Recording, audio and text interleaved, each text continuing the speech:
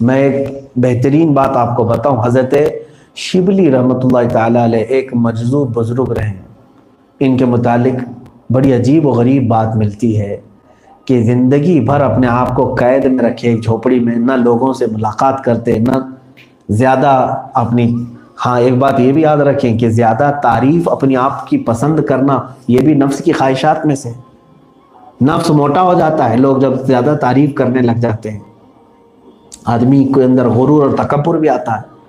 حضرت شبلی رحمۃ اللہ تعالیٰ علیہ جس علاقے میں رہتے تھے، اس علاقے کا جو گورنر تھا، حاکم تھا، وہ بہت سخت بیماری میں مبتلا تھا، لا علاج بیماری تھی، کئی اطباء حکماء علاج کر کر کے تھک چکے تھے۔ ایک مرتبہ ایسا ہوا کہ ان کی جھوپڑی میں ایک شخص آتا تھا حضرت شبلی رحمۃ اللہ علیہ کی، جو اس حاکم کے ہاں بھی جایا کرتا تھا۔ اس شخص نے اپنے حاکم گورنر سے کہا کہ میں ایک درویش کو جانتا ہوں جو فلاں جگہ جھوپڑی میں رہتے ہیں، آپ ان کے پاس چلیں، ہو سکتا ہے آپ کی بیماری کے لیے وہ کچھ علاج دے دیں۔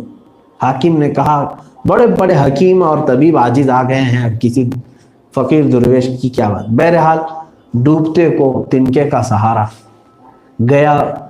حضرت شبلی رحمۃ اللہ تعالیٰ علیہ نے اس سے مصافحہ کیا اور اپنا پانی پیا ہوا اس کو دیا یا دم کیا۔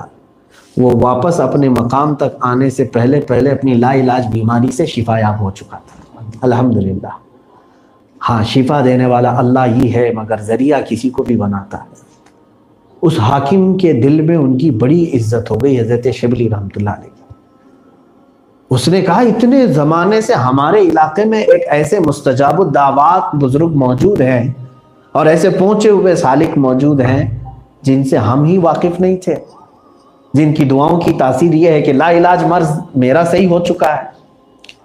تو اس نے کہا کہ سارے لوگوں کو لے جا کر کے ان کو بڑی عزت دی، بڑے تحفے دیے، اور اس کے بعد کہا کہ حضور اب آپ اس جھوپڑی میں اور اس خیمے میں نہیں رہیں گے، آپ چلے علاقے کی سب سے بڑی جامع مسجد میں آپ امامت فرمائیں گے اور پوری مخلوق آپ کے پیچھے آپ کی اقتداء میں نماز پڑھے گی۔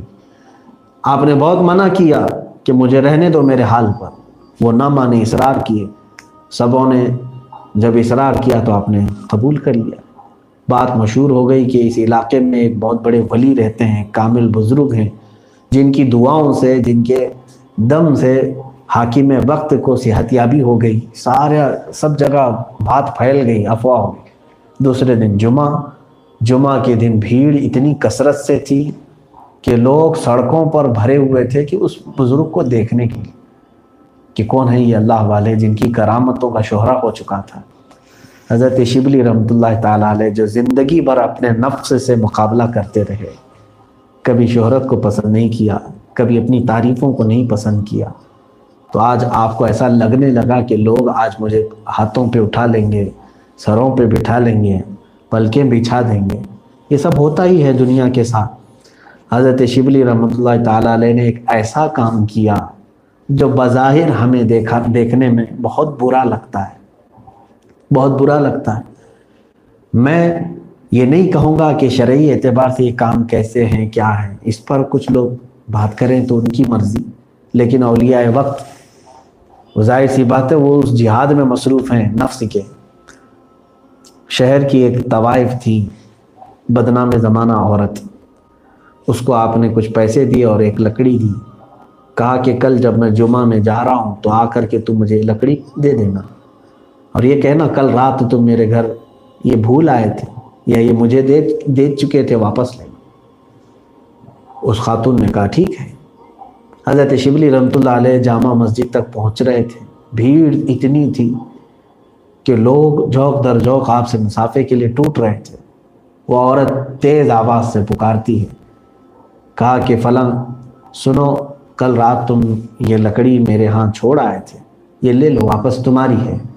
اور علاقے کے لوگ اس طوائف کو جانتے تھے، بدنام زمانہ تھی، سبوں نے کہا کہ شبلی کا اس عورت کے گھر کیا کام رہا ہوگا۔ بس یہی بدگمانی تھی لوگوں کی کہ یہ بنا ہوا درویش ہے اور راتوں پہ جاتا ہے عیاشی کرنے کے لیے۔ ہم سب کے سامنے ایک عورت آ کر کے اب اس کو واپس کر رہی ہے۔ سبوں نے اسی وقت پتھر مارنا شروع کیا اور سب بھیڑ چھٹ گئی، کچھ لوگوں نے آپ کے جبے پھاڑ دیے۔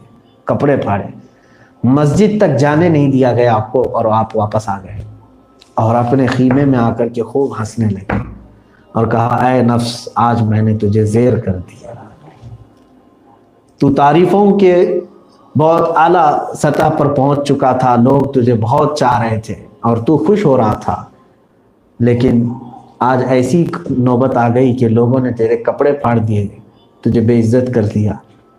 تو نفس کے ساتھ جہاد ان لوگوں کا ایسا ہوتا تھا۔